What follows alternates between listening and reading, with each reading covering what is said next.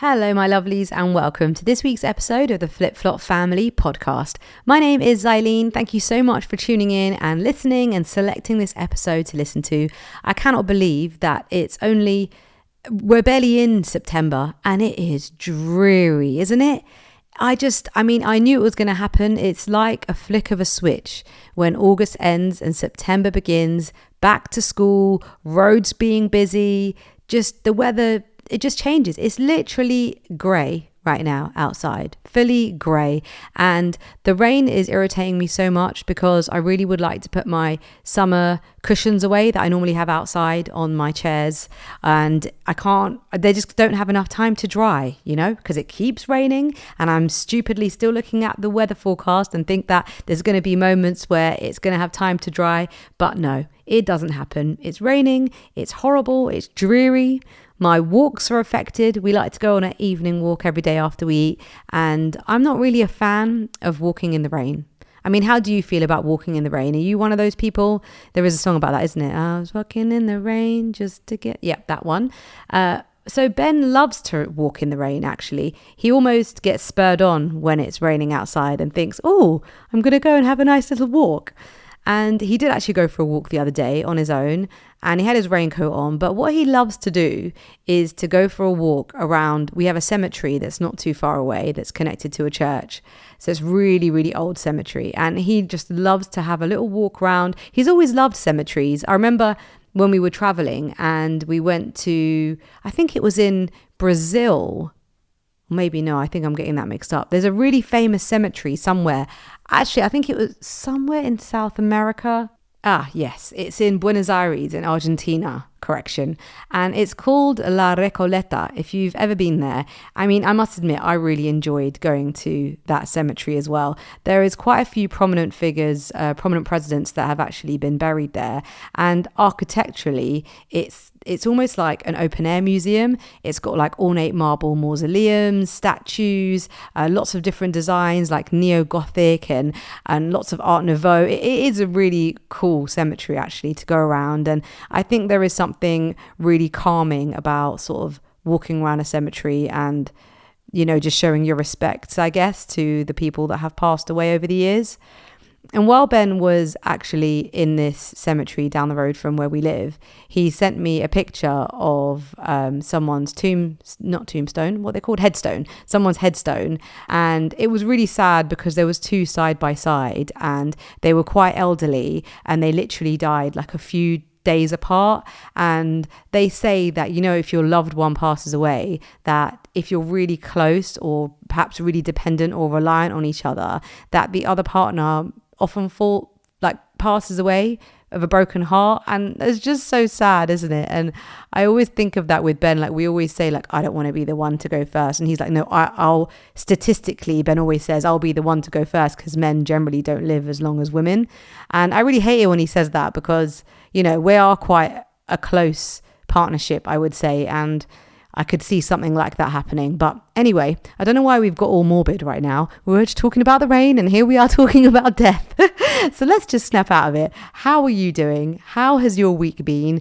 Are you a parent? Do you deal with children? Did you manage to get your kids off to school on time without having jack-up trousers? Yes, I mean, my auntie is here actually at the moment over from Canada and she was amazed by the queues this week leading up to the first day of school outside the uniform shops as her kids don't have, or I should say her grandkids don't have uniforms in Canada. And I was like, straight away being that parent, oh, well, why have they left it to the last day? They shouldn't be queuing up outside a uniform shop a few days before school. But if I was being totally honest, I hadn't even checked my own kids' uniforms until a few days before. So I'm not quite sure why I was being all high and mighty. Apologies to all the parents who are lastminute.com. It's just life and it does creep up on you, doesn't it? I remember at the end of July thinking that I was going to be so organized and check all their uniforms and just kind of get the next size up, and be ready. But the thing is with my two is that Emiliana is just gone into year 9 and she would like to actually change schools for year 10. She's considering a performing arts school. So then I'm just a bit skeptical about buying uniform. And we all know how expensive uniform can be, especially in secondary school and especially if they wear a blazer. Our school does actually a second-hand uniform sale, which is really good. I'm not sure if yours does too, but if you don't know, you should definitely find out about it, especially if you're not that precious about wearing second-hand uniform. And Zach is going into year 6. So again, he only needs this uniform for the rest of this year, and then he'll be changing uniform. So I'm just trying to be a bit frugal and a bit careful about overbuying uniform, if you know what I mean, as I am definitely feeling the pinch. Are you feeling the pinch? I know that the cost of living has been increasing gradually for a while now, or maybe not so gradually, I should say, but I have been really noticing it, particularly when it comes to holidays. And now there is going to be a whole episode on this because I'm so passionate about it that I feel like there is a lot to say, and I think we need to maybe interview some people who deal with booking holidays and who know the industry really well, because I just can't get my head around how expensive holidays have got in the last year. I mean, they are obviously expensive if you are a parent, as we are totally shafted by the school holidays, but I just think that they've got to a stage now where it's nearly unaffordable to go on holiday, especially if you are someone who likes to go on holiday a few times a year. I mean, the last time we went on holiday was actually a year ago, or more than a year ago now. We went to Greece in August. I mean, I am talking about holidays abroad. Of course, we have been on holidays in the UK. We've been on quite a few this year, and it's been really nice. But for me, I love being in the UK in the summer. It's all about British summer for me, and I think that we've had a really good summer. But as soon as back to school hits, that's when I start to feel like, okay, I'd quite like a holiday now, you know, October, December, January, all around that time. Just knowing that you have a little break booked, I think can really get you through these. I know we say January blues, but I'm going to call it September blues. And then, of course, the clocks change in October and it gets even darker. So I think if you can have a little something, whether it is a UK break or an abroad break to look forward to, it can really help you to get through it. But we will go back to holidays and we will touch on that because, like I said, I think it does affect a lot of us. And I think that it's going to come to a stage where children and families are just going to miss out on holidaying abroad and sort of visiting different cultures and seeing how people live in different countries because it's just too expensive. On the subject of expensive, we did a little trip to Bournemouth, which I have touched on one of our episodes over the holidays. And on the way back, we had to charge our car for a little bit. So we stopped at Services and it had a Burger King. It had a Marks and Spencer's too, but obviously the kids wanted Burger King. And I had the app and made sure that I could get a good little deal. You know, you've always got to make sure you can get a deal, especially when you're eating rubbish food, because you don't want to spend too much on it. And I went in and they didn't obviously accept the app at Services. And I was again disgusted by the price of a Burger King meal in a service station. You could not get a meal for less than £15. Okay, yeah, you could get a kid's meal, but I mean just a normal meal, like a Whopper, you could not get a meal for less than £15. And my kids aren't that little anymore, so kids' meals don't necessarily cut it. I mean, Zach's 10, Emiliana's 13. So if we got 4 normal meals, we were looking at spending £60 in Burger King. Now, that is disgraceful, isn't it? I mean, you just can't do it, can you? You can, especially you're eating food that is just not good for you either. I just can't believe how expensive everything has got in the UK. It's so difficult and it's just too much. And I really begrudge spending that kind of money on food like that, which is not actually benefiting you in any way. I know, obviously, we all like a little treat and a bit of fun, but I don't think it should be had at Services. So if there are any Burger King reps listening, sort yourselves out, mate. You can't be charging people that much money for chips and a burger. So let's try and stay away from the junk and keep it healthy. And I've got to tell you my dish of the week this week. I made these really delicious protein oat bars. Now, I proper ramped up the amount of protein in these. I did find the recipe online, but then I added my own little bits just to increase the average protein sort of grams per bar. You can check it out on the Flip Flop Family Instagram page. And it basically has surprise ingredients in it, which give you extra protein, but the kids don't really notice. So it has Bananas and oats, I would say, are the main ingredients. And then to give it the protein, it has a whole can of chickpeas in it. It had flax seeds, chia seeds, and I also added a scoop of non-flavored protein powder. Again, just to ramp up the protein. I also did extra nuts. So I did walnuts and pecan nuts, and I even added almonds. So I just tried to find ways of adding in protein in every way that I possibly could. And I think in the end, each little bite was coming up as like 6-7 grams. And that was for a small bit. If you had a whole bar, you were 15 grams of protein, which is really, really good. And I just found them to be really healthy. I did add a bit of dark chocolate. So there wasn't any sugar, but there was a bit of dark chocolate. And obviously the banana gives it a bit of sweetness. So check that out on the Flip Flop family page if you'd like to stay away from the junk and be healthy this September. I was laughing to myself yesterday when Emiliana was asking me to take her to get her eyebrows done before she goes back to school. And then I had to also do a quick sort of hair dye job at home because over the summer she wanted a bit of red hair and we allowed her to have the ends of her hair dyed red. So that was quite funky and she was really enjoying it. But of course she can't go to school with red hair. So I then had to dye it back to brown. And the original plan was always to just have a nice healthy haircut and that would take most of the red off. But she changed her mind and wants to grow her hair out even more. So I had to then borrow some hair dye from my sister and dye it brown. And I was really worried about it going orange. Luckily it didn't actually go fully back to brown, but it was definitely toned down a lot. And hopefully I don't get any calls from school about her hair. But I was just laughing to myself at how she wanted to get eyebrows done and hair done and all this stuff before school. And I just remembered looking a bit of a state when I was at school. And it's just so interesting how things have changed and how good children look when they go to school nowadays. I had like really thick, poofy hair. My friend used to call me mushroom head. Yeah, not much of a friend. No, I'm joking. If you're out there, I love you. But my head did look like a mushroom because I had a really short sort of bob, which my mum should never have done because I have really thick hair and nobody knew about GHDs then. So I had this really thick hair. I used to wear an Alice band and I had glasses. I mean, that was more year 7, but I did look an absolute state. And I just think when I see everybody's back to school pictures, everybody just looks lovely and adorable. And yeah, just not the way I looked at all. But I have to say, I do fondly remember year 9 because growing up, I was such a tomboy. But yeah, the holiday between year 8 and year 9, I went to Canada to visit family and I totally found my femininity and came back as a girl. Like I ditched the glasses and I got contact lenses. And I remember my mum buying me these sort of little platform shoes for school. They were Fila, like leather, sort of slip-ons, but they had a little block heel and my sister was livid by the fact that not only my mum let me get little heels for school, but also because they were so expensive. And, you know, I was the baby of the family, so I was spoiled a little bit.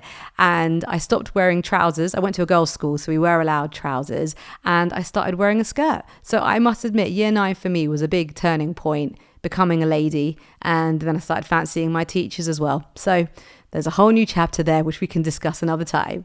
If you have children that are taking the 11 plus exams, it will be very near now. In the next few weeks, I would say your exams are coming to fruition and I cannot wait till they are over because I think I've not been a very good mum by putting Zach through this and it's been very, very hard in our household to sort of get him to study over the summer and sort of he's felt a lot of pressure.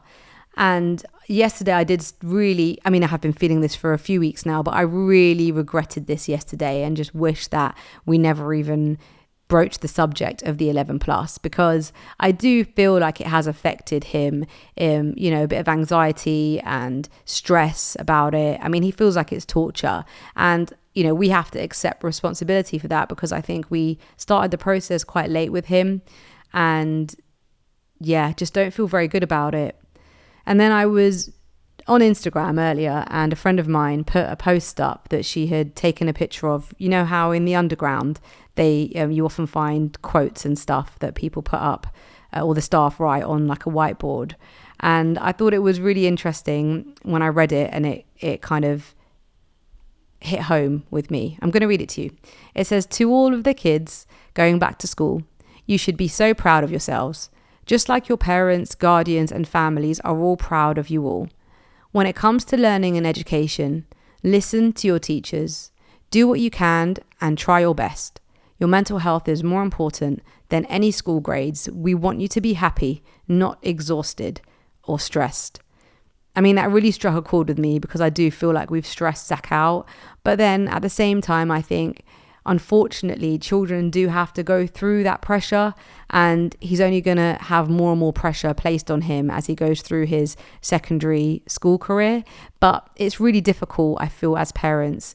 It's really hard to navigate and to know what to do and know what path to sort of go down.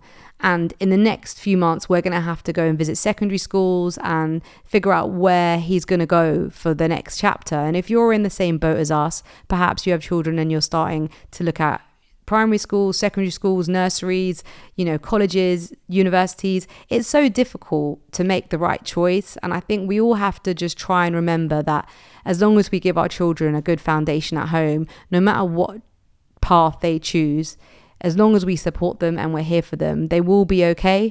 And I'm saying that and taking my own advice at the same time because, like I said, it has been hard on the whole family going through this process. And Zach's exam is actually this weekend. So bring on the weekend and bring on a holiday. That's what I say. It's getting darker earlier and it's raining and the weather's awful. You may be struggling with things to do over the weekends or even in the evenings with your children. And we've definitely had a big increase in board game playing in our household. But, unfortunately, there's always one player in a family that just makes things not as fun. And that is Ben. That is Benjamin Hewins, I would have to say, because we were playing a really fun version of Monopoly. It's actually a travel Monopoly. So you instead of sort of collecting the stations and the properties, you're actually like buying tour destinations. And it's really fun for us because, as you may know, we traveled around the world for a year and we got to go to lots of different places and we've seen many of the wonders of the world, unfortunately. And it's nice to relive memories as we go around the board. But then Ben has to just come in like a torpedo and absolutely ruin it because he buys up every single destination. And then every time you go to roll the dice, he's like, wait, where are you? And then he counts how many you have to get in order to land on his tour destination so that he gets paid. Yeah. Talk about an absolute killjoy, and he will be totally disagreeing with me when he's listening to this. He was meant to be on this podcast, but I had to go ahead without him. So maybe it's a bit mean that I'm saying this without him giving his 2 pence, but you know what? It's true, and the kids would totally agree with me. But I think over this time period, September, October, and as the months go on, board games are a great thing to get involved with at home. Even when we were in Bournemouth, we actually played Taboo, and we didn't bring the board game, but Ben managed to download it on his phone, and we played Taboo, which we absolutely love. So I think all those kind of games at home are really fun to make a fun evening, get the popcorn out, and it just means you can stay at home all cozy wozy and don't have to worry about finding things to do outdoors. But if you do want to get out, of course, the cinema is always an amazing option, especially if you go to the View Cinema and have a reclining seat, because I literally would not go to the cinema if you paid me unless the seat was reclining. Now that may sound like I can't handle sitting on a standard seat, but that is exactly what it is. After you sit on a recliner and there is barely any price difference, you can't go back. So make sure you get a reclining seat when you go to the cinema. We recently went to watch Fantastic Four: First Steps and totally recommend that movie. It's a great family movie to watch, and it ends by telling you about the next installment, which is always nice to have something to look forward to. So if you're looking for something to watch, check it out. The Fantastic Four: First Steps. And if you fancy a cheeky Nando's before or after the movies, I have a savvy tip for you. If you don't already have the Nando's app, you can download it and you'll be given a green reward straight away, which basically entitles you to a free side. So you can get your free side and have it with your Nando's, and you're welcome. Thank you so much for listening to this episode of the Flip Flop Family podcast. Remember that we would love you to be part of our community online, on Instagram, on Facebook. Just search up the Flip Flop Family. Let us know you're listening. Let us know what you're enjoying. You can also comment on the actual episode itself. And if you haven't already, you can click the alarm bell and it will let you know every time we release an episode, which is every single week. We have over 50 episodes available for you to listen to. And we talk about a whole bunch of different topics, not necessarily just for families, families, but also individuals. We're all trying to better ourselves, to give our children the best, and to just enjoy life. And if you're on the same page as us, then you might enjoy listening to some of our other episodes. But for now, I'm off. I'm Xylene. Thank you so much for listening. Bye.